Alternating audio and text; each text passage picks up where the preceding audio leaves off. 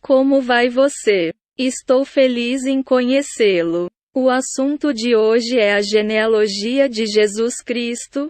Conclusão, capítulo 1. O autor é Abraham Park. Jesus Cristo, o cumpridor da administração da história redentora, e a promessa da aliança eterna. A história da redenção progride de acordo com os decretos predestinados de Deus e se desenvolve de acordo com sua administração. A genealogia de Jesus Cristo é a epítome da maravilhosa administração de Deus na história da redenção. Toda a história do Antigo Testamento está resumida na genealogia de Jesus Cristo. E a história do Novo Testamento começa com a genealogia de Jesus Cristo. A genealogia de Jesus Cristo proclama claramente que toda a história do Antigo e do Novo Testamento se concentra em Jesus Cristo, que está no centro da história da redenção. Ao encerrarmos nosso estudo da genealogia de Jesus Cristo à luz da administração de Deus na história da redenção, espero agora tirar uma conclusão de tudo o que examinamos até agora. Primeiro, examinaremos a relação entre a promessa da semente da mulher, que é o ponto de partida de todas as alianças, e a genealogia de Jesus Cristo. A seguir, compararemos a genealogia de Jesus Cristo em Mateus e Lucas sob a perspectiva histórico-redentiva. Em seguida, consideraremos Jesus Cristo, o cumpridor da administração da redenção. Por fim, discutiremos qual deve ser a atitude adequada dos crentes que receberam a promessa da aliança eterna. A promessa da semente da mulher e a genealogia de Jesus Cristo. O objetivo final de todas as alianças da Bíblia é a conclusão da história da redenção por meio de Jesus Cristo. Gênesis 3:15 da manhã prometeu que o Messias, que viria como a semente da mulher, esmagaria a cabeça da serpente. Essa promessa foi finalmente cumprida na vinda de Jesus Cristo, a semente da mulher e a esperança de salvação para toda a humanidade. A história contida na genealogia de Jesus Cristo em Mateus 1 mostra o processo pelo qual se cumpre a promessa da descendência da mulher. A genealogia também revela o cumprimento das outras alianças que avançaram nessa promessa inicial. Além disso, a genealogia de Jesus Cristo proclama corajosamente que Jesus Cristo veio como aquele que cumpre a promessa da semente da mulher. Primeiro, Jesus Cristo nasceu da Virgem Maria. Mateus 1:16 da manhã Jacó foi pai de José, marido de Maria, da qual nasceu Jesus, chamado o Messias. A genealogia começa com Abraão, passa por Davi e continua até Jesus Cristo. Mateus 1:16 da manhã afirma: Maria, de quem nasceu Jesus, que é chamado o Messias. Esta passagem sobre o nascimento de Jesus é registrada de uma maneira diferente das demais. Se tivesse seguido o padrão de Abraão foi o pai de Isaque, Isaque o pai de Jacó, então deveria ter sido escrito: José foi o pai de Jesus. No entanto, afirma: Maria, de quem nasceu Jesus, que é chamado o Messias. A passagem soa como se Jesus não tivesse um pai. Isso conecta Jesus Cristo diretamente a Maria e mostra como Jesus cumpre a promessa em Gênesis 3:15 da manhã de que o Messias viria como a semente da mulher. Gálatas 4:4 declara: Deus enviou seu Filho, nascido de mulher. Jesus Cristo veio a esta terra para esmagar a cabeça da serpente e destruir Satanás como prometido. Por esta razão, Hebreus 2:14 da manhã afirma: Ele também participou das mesmas coisas, para que, pela morte, tornasse impotente aquele que tinha o império da morte, isto é, o diabo. 1 João 3:8. Segundo, Jesus Cristo foi concebido pelo Espírito Santo. Na genealogia em Mateus 1, a frase, tornou-se o pai de, foi repetidamente usada para todas as 40 pessoas da genealogia. De Abraão ao marido de Maria, José, ao longo de seus 15 versículos, Mateus 1:2. 39 ocorrências usam o predicado, egensen, a voz ativa da palavra, genal, que significa, gerar. Passiva divina da palavra genal, Mateus 1:16 da manhã. Isso mostra que Maria não deu à luz Jesus por suas próprias forças. O nascimento de Jesus Cristo nada teve a ver com a vontade do homem ou com a linhagem de sangue de José.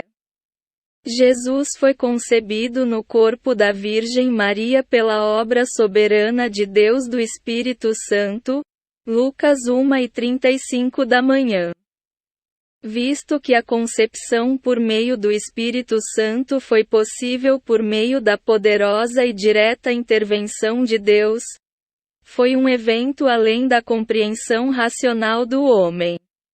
No entanto, a verdadeira fé transcende toda a racionalidade ao crer que a palavra de Deus certamente se cumprirá exatamente como ele falou. Trata-se de esperar o que não se pode esperar e crer no que não se pode acreditar. Hebreus 11:1. Quando o anjo Gabriel anunciou a Maria que ela conceberia pelo Espírito Santo, ela respondeu: Faça-se em mim segundo a tua palavra. Lucas 1:38 da manhã. Maria poderia ter sido mandada embora por José, com quem ela estava noiva. Ela poderia ter sido apedrejada até a morte pelo povo. Deuteronômio 10:23 da noite. No entanto, ela aceitou ambas as possibilidades com fé e arriscou a vida para obedecer. Ela acreditava que a palavra de Deus é capaz de criar algo do nada. Assim, ela também acreditava, sem dúvida, que se esta mesma palavra estivesse operando, então seria possível conceber através do Espírito Santo, João 1:3. Além disso, quando o anjo Gabriel lhe disse que ela havia concebido, Lucas 1:32 da manhã. Ela acreditou que a aliança davídica estava sendo cumprida por meio dela. É por isso que Isabel, a mãe de João Batista, disse a Maria: E bem-aventurada aquela que acreditou que haveria de se cumprir o que lhe foi dito da parte do Senhor. Lucas 1:45 da manhã. Assim, a concepção de Maria por meio do Espírito Santo é um testemunho claro de que a promessa da semente da mulher, em Gênesis 3:15 da manhã foi cumprida em Jesus Cristo. Terceiro, Jesus Cristo era, como se supunha, o filho de José. Lucas 3:23 da manhã afirma: Quando começou o seu ministério, o próprio Jesus tinha cerca de 30 anos de idade, sendo, como se supunha, filho de José, filho de Eli. Este versículo esclarece que, embora as pessoas geralmente conhecessem Jesus como o filho de José, ele era na verdade o Filho de Deus, que havia sido concebido pelo Espírito Santo e nascido da Virgem Maria. Essa verdade é confirmada novamente quando a genealogia ascendente de Jesus remonta até Deus, Lucas 3:38 da manhã. As genealogias em Mateus e Lucas diferem em suas estruturas, no número de gerações e no número de pessoas incluídas.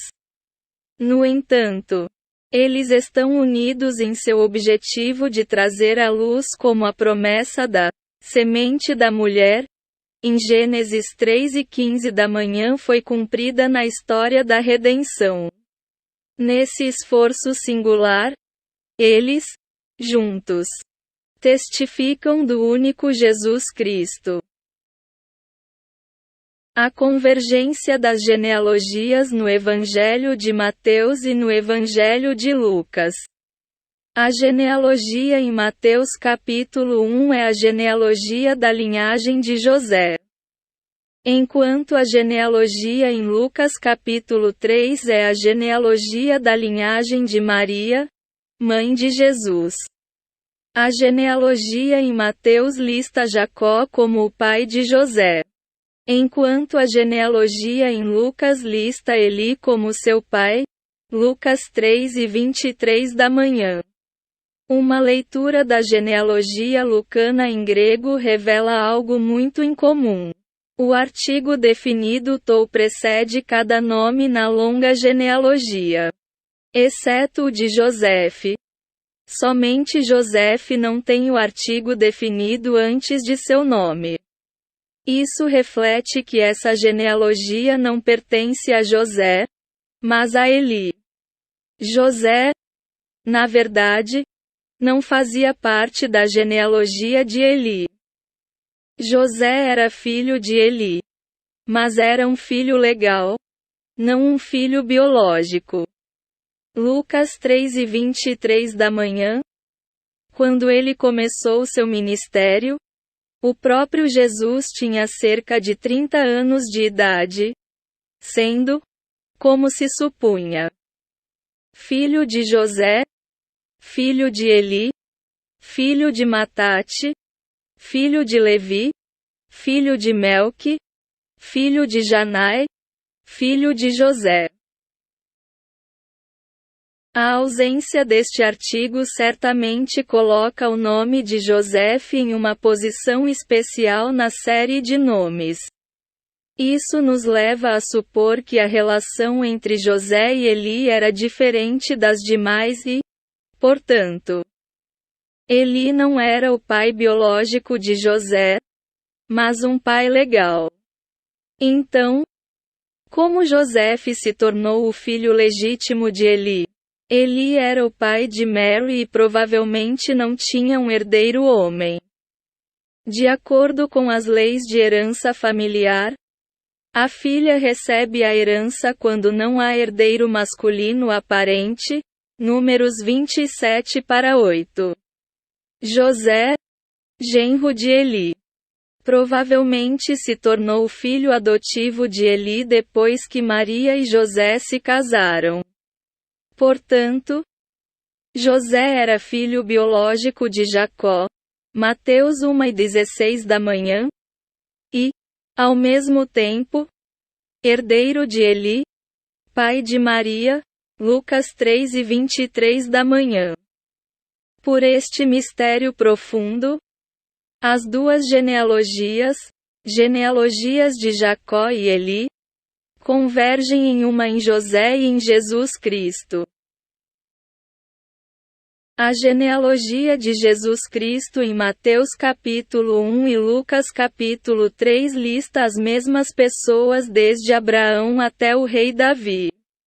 Depois do rei Davi, porém, A genealogia de Mateus continua com Salomão, Mateus 1-6, enquanto a genealogia de Lucas continua com Natã, Lucas 3:31 da manhã. Salomão e Natã são irmãos. 1 Crônicas 3-5 lista os 4 filhos nascidos de Davi por Batexua, Batseba, e eles são Simeia, Shamua, Sobabe, Natã e Salomão. 2 Samuel 5:14 da manhã. A genealogia de Mateus registra Salomão depois do rei Davi e continua até José, o pai de Jesus Cristo. De acordo com a genealogia, Mateus 1:16 da manhã.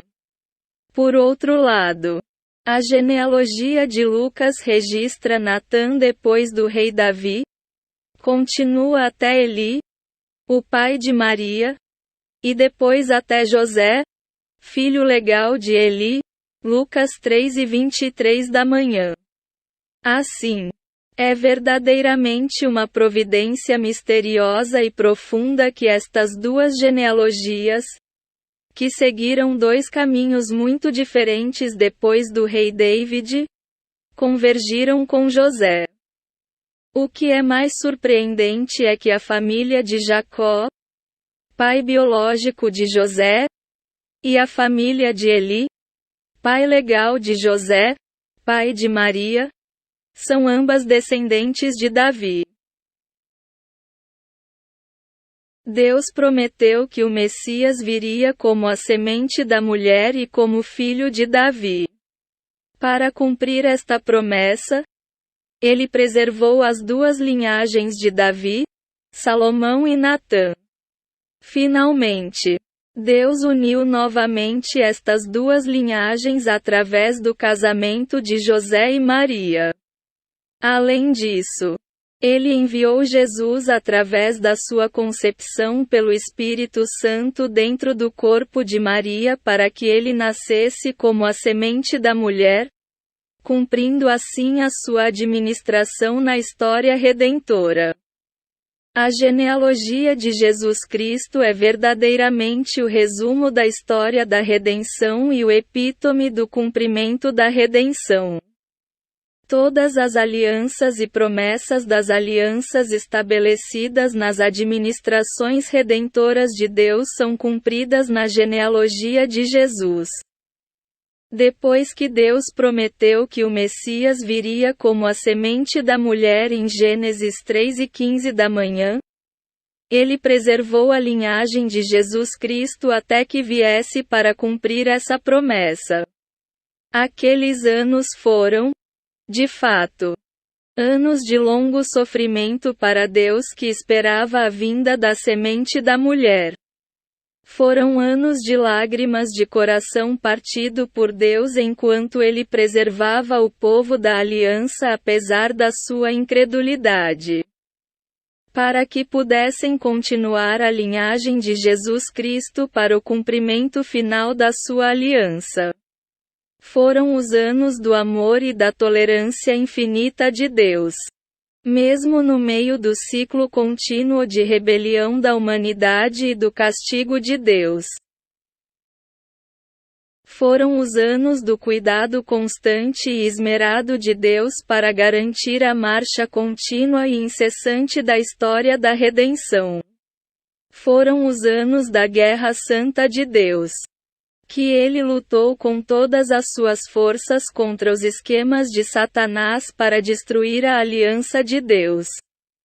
Foram anos de trabalho zeloso de Deus enquanto ele procurava ativamente encontrar a Virgem Maria e o justo José, por meio de quem a semente da mulher viria como prometido.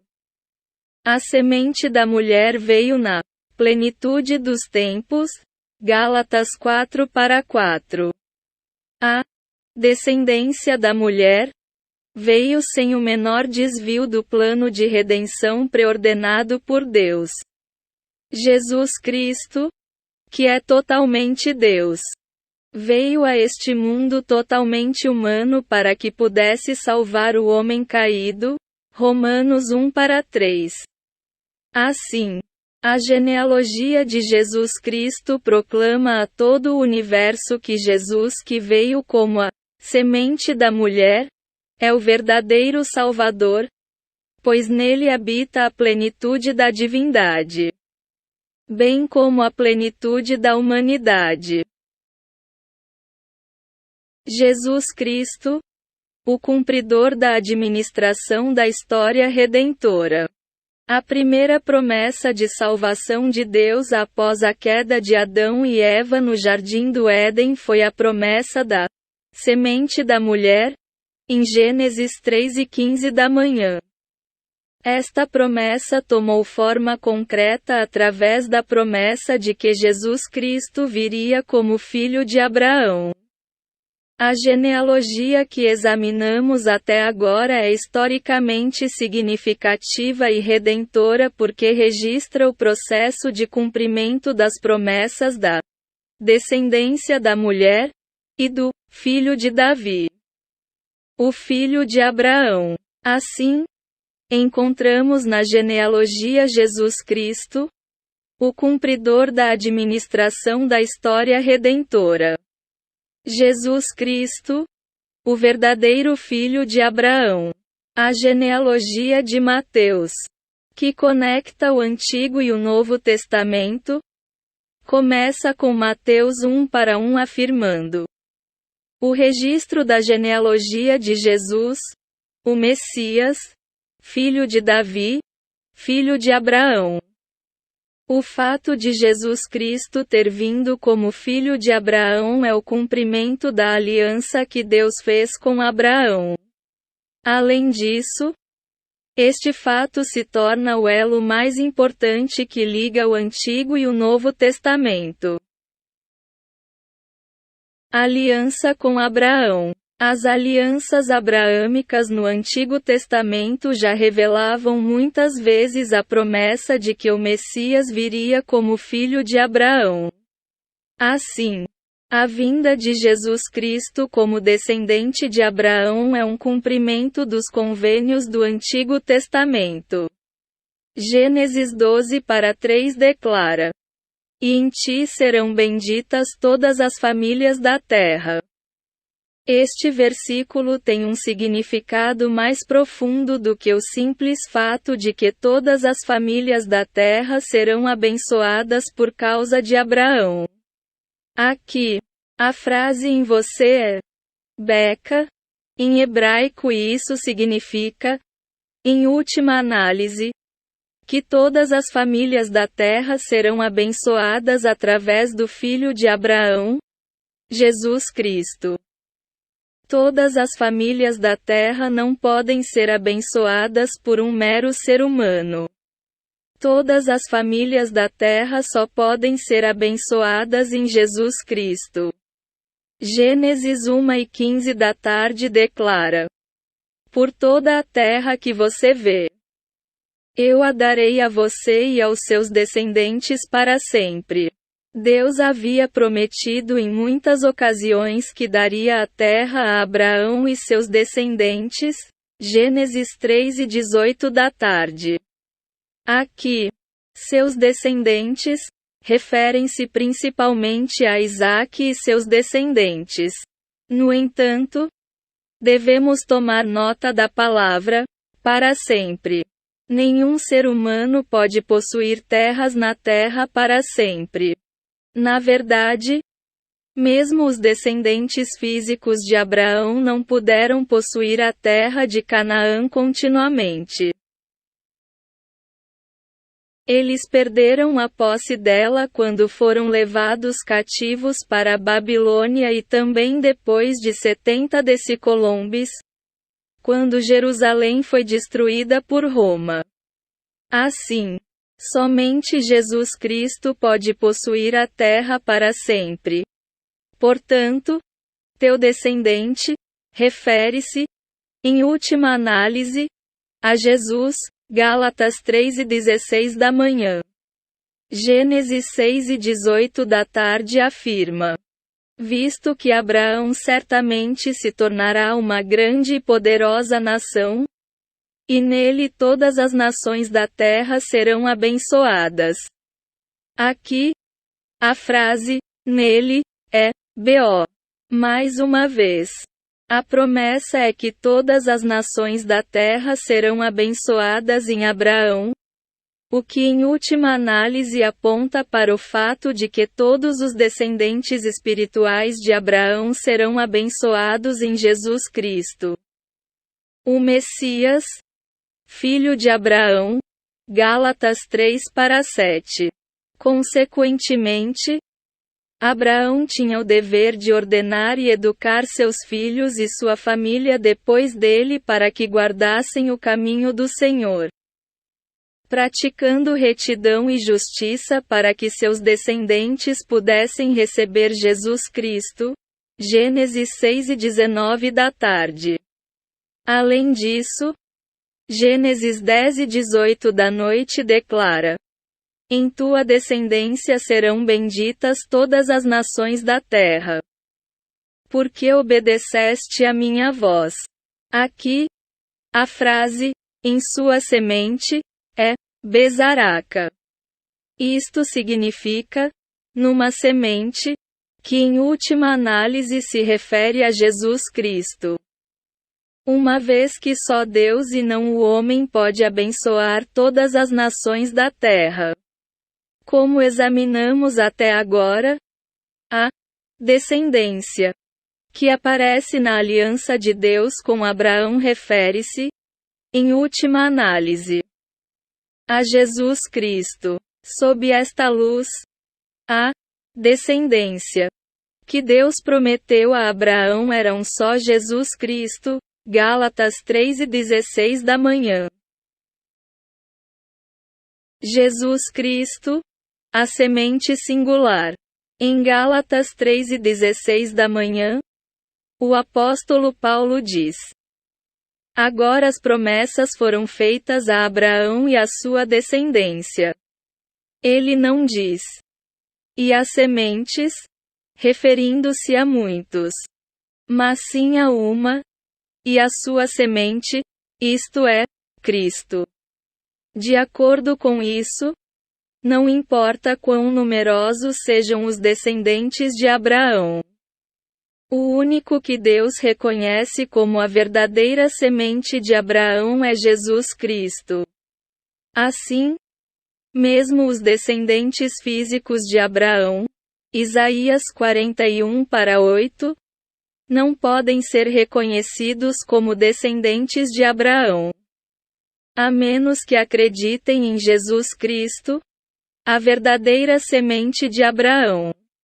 Independentemente de alguém ser judeu físico ou gentil, somente aqueles que acreditam em Jesus Cristo podem se tornar descendentes espirituais de Abraão. Gálatas 3:14 da manhã. Gálatas 3:7 declara: portanto, tenham certeza de que os que são da fé são filhos de Abraão. Além disso, Gálatas 3:29 da manhã declara: e se vocês pertencem a Cristo, então vocês são descendentes de Abraão, herdeiros segundo a promessa.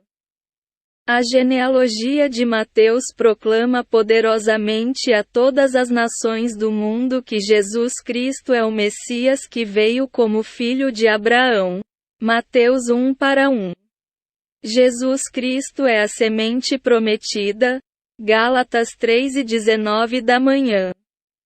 E nos tornamos descendentes espirituais de Abraão crendo em Cristo. Todas as pessoas do mundo se tornarão descendentes de Abraão por pertencerem a Jesus Cristo. E serão abençoadas com Abraão. Gálatas 3:9. O autor deste livro é Abraham Park. Abraham Park foi um aclamado teólogo de classe mundial com notável espiritualidade pastoral. Ele dedicou toda a sua vida à oração e às Escrituras, tendo lido a Bíblia mais de 1.800 vezes. Ao longo de seu ministério vitalício, Ele foi um verdadeiro pastor que amava a igreja e a congregação como seus próprios filhos.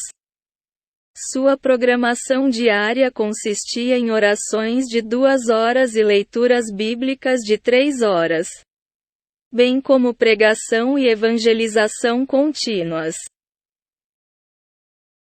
Com a convicção de que morrer é viver, ele fez o seu melhor em sua vida de oração a Deus por 3 anos, 6 meses e 7 dias nas montanhas profundas. Quando o sol se pôs, ele não fez nada além de orar. Quando o sol nasceu, ele não fez nada além de ler a Bíblia. Então, finalmente, um único raio de graça brilhou sobre ele. Através da poderosa iluminação do Espírito Santo e pela graça de Deus, as cenas da Bíblia se desdobraram como um panorama diante de seus olhos. Essas cenas foram escritas em grandes folhas de araruta que foram amarradas com um galho. Mais tarde, eles foram transcritos em papel comprado de uma aldeia sob a montanha a cada poucos meses.